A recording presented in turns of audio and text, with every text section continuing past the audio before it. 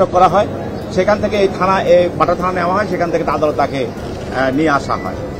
তার বিরুদ্ধে অভিযোগ হলো যে সে ফ্যাসিস্টের একজন অন্যতম সহযোগী। গত 15 বছর যারা এই ফ্যাসিস্ট হাসিনাকে সহযোগিতা করেছে, তাদের অভিনয়ের মাধ্যমে, নায়ক গানের মাধ্যমে এবং বিভিন্নভাবে ফ্যাসিজম চালিয়ে যাওয়ার জন্য তারা সহযোগিতা করেছে, তার মধ্যে সে একজন অন্যতম।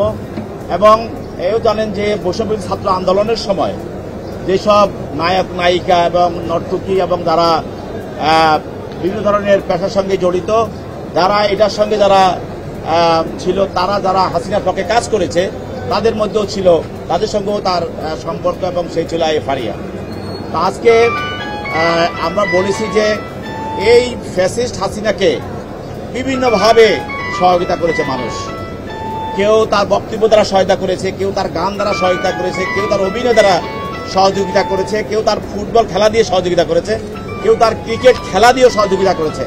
এবং বিভিন্ন পেশায় যারা আছে তারা অনেকে বিভিন্নভাবে এই ফ্যাসিজম রক্ষা করার জন্য কাজ করেছে, যার ফলে বাংলাদেশের গুম, হত্যা এবং মানুষকে পুড়িয়ে মারা এবং মানুষকে তাদেরকে ক্রস ফায়ার করা, এই ধরনের আয়নাঘর সৃষ্টি করার জন্য হাসিনাকে তারা বিভিন্নভাবে সহায়তা করেছে।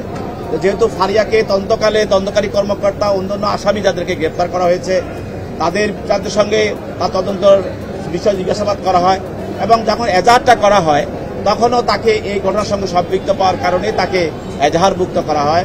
এবং পরবর্তীতে আমরা জানেন যে এজাহার করার পরেও আমাদের তদন্তকারী কর্মকর্তা তদন্ত করাকালীন সময় তাদের এই ঘটনার সঙ্গে তাদের বিভিন্ন ধরনের মোবাইল ডিভাইস এবং তাদের কথোপকথন এবং তাদের বিভিন্ন ফটো এবং তাদের স্ক্রিনশট বা ফেসবুক বিভিন্ন ধরনের কনভারসেশন তাদেরকে আমরা পাই, এই ফ্যাসিস্ট হাসিনার সঙ্গে তারা জড়িত ছিল এবং বৈষম্যবিরোধী ছাত্র আন্দোলনে হত্যার বিরুদ্ধে এবং হত্যার সঙ্গে যারা কাজ করেছে এবং হাসিনাকে যারা সহযোগিতা করেছে, বৈষম্যবিরোধী আন্দোলনের বিরুদ্ধে যারা কাজ করেছে, তাদের মধ্যে তাকে সম্পৃক্ত পাওয়া যায়, যার কারণে তাকে আমরা গ্রেপ্তার করি।